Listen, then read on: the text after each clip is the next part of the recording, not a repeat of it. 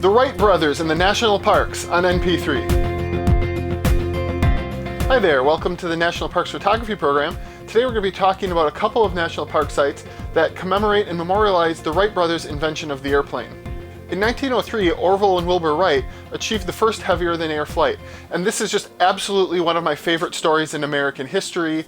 It just fascinates me how these two men went about conceiving, testing, all of the different facets that were required for heavier-than-air flight in a way no one had before. There were assumptions other people who were working at this problem had made that were false, and the Wrights, through just tenacity and really smarts, inventing a little wind tunnel to test airfoil shapes and sort of very systematically and methodically went about inventing something that was before that deemed impossible by many people.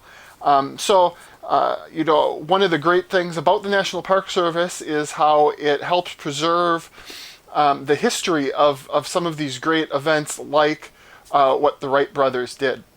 The first site we're going to talk about then is Dayton Aviation Heritage National Historical Park in Dayton, Ohio. The Wrights were from Dayton, Ohio, and they opened a printing shop and then got into the bicycle business, and so they owned a bicycle shop at several different locations, got into manufacturing their own bicycles, and then it was at these bike shops that they did the research and the testing and the construction of their gliders and ultimately the Wright Flyer in 1903.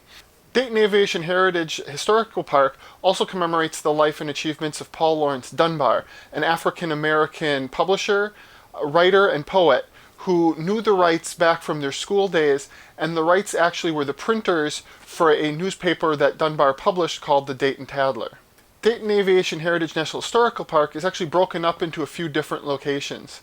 First is the Wright Dunbar Interpretive Center, which is the main visitor center for the site. So there's a museum in there with artifacts from the Wrights' invention of the airplane and from Dunbar's time in Dayton as a publisher. There also, I remember they had a fantastic movie introducing you to the Wrights and talking about the Wrights' invention of the airplane. I remember feeling extremely inspired leaving watching that movie. And then just outside of there is one of the Wright Bicycle Company buildings. So this was the fourth of 5 different locations that the Wrights had their bicycle business at, and this was from 1895 to 1897.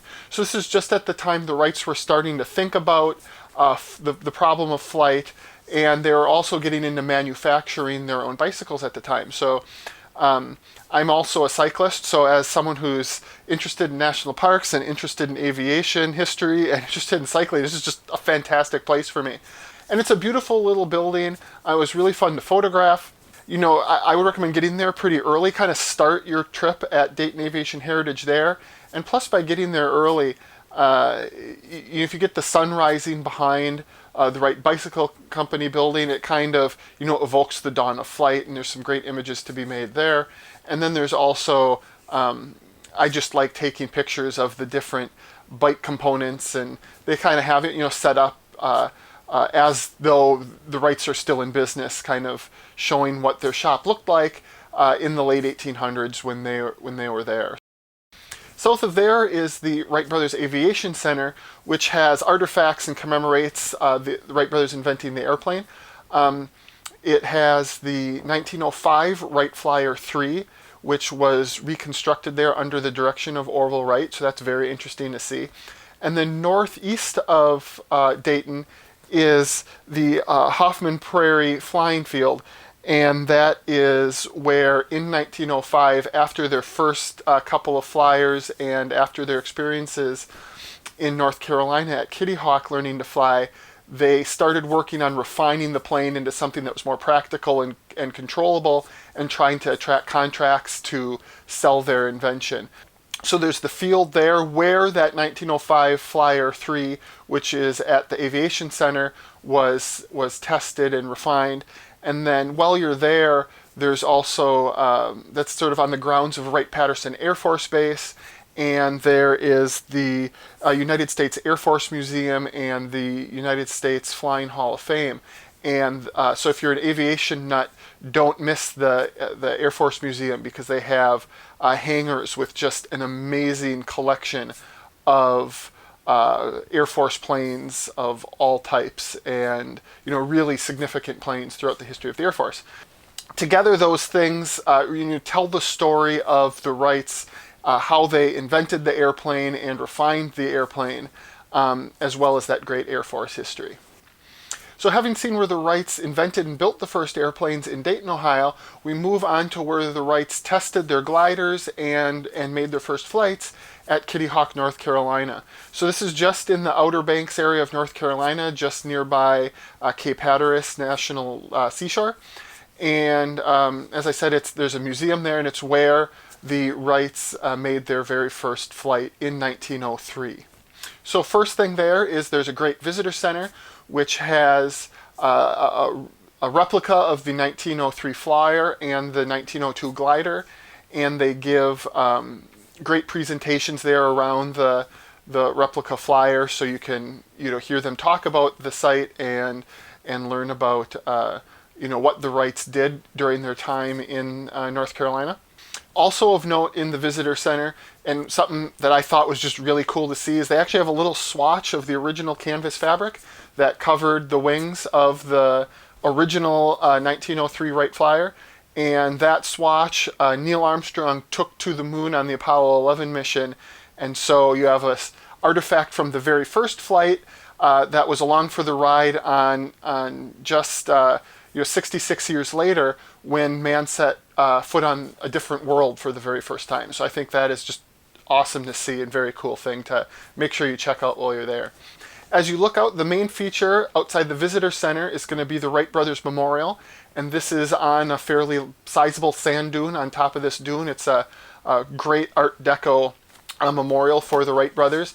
Obviously, when you're out looking at this, there's going to be a lot of people around, but being on top of this dune, it was really, I thought, pretty interesting to photograph, especially if you have, interesting clouds that day, which I was there. There's some storms coming in, and so there's big cumulonimbus clouds building. And so having that contrasted with the clouds billowing in the sky, and if you, instead of going right to the top and shooting all your shots right from the top of the dune, kind of staying down a little bit, you can shoot back up. And so you can sort of isolate the memorial against the sky, and I think make some very interesting shots that way. And then the highlight of it is the flight line from 1903. So they have a reconstruction of the hangar area that the Wright brothers camped at, and then they have markers, 4 markers down the flight line, so you can see where each of the first flights, how far they went. So the first flight was just 12 seconds and 120 feet. They're flying into a pretty good wind, but you think about that, that's only 10 feet a second. That's just kind of a fast walk. So it's really interesting to just see how humble the beginnings of the first flight were. And then by the fourth flight, they had gone 59 seconds and 852 feet. So getting close to a quarter mile in a minute of flight. So you can see the first 3 are incrementally longer, and then the fourth one was really, a pretty significant flight, considering it was the first day anyone had ever flown. So those are the 2 National Park Service sites that commemorate the Wright brothers and the first flight. If you're really interested in this stuff, of course, make sure you get to the Smithsonian Institution, Washington, and the National Air and Space Museum, where the original 1903 Wright Flyer is, and with great displays. That's not a National Park Service site, but the National Park Service does have other great sites commemorating innovative people. So for instance, George Washington Carver National Monument is just outside of Diamond, Missouri. Of course, George Washington Carver was this great innovator with agriculture, and so the Park Service that's just one example, does a good job of commemorating these great innovative Americans and in the places that they conceived their innovations. So keep an eye out for all of these. They're always great to visit. So if you like this video and it's useful to you, make sure to give it a like down below. If you want to see more reviews of national park sites and more national parks contents and photography content, then subscribe to my channel to make sure that you don't miss out on any of that. And check out the Wright Brothers in Dayton and in Kitty Hawk. They're both great places to visit, and there's a lot of great things to see surrounding them. And until you get there, thanks for watching and have a great day. Bye-bye.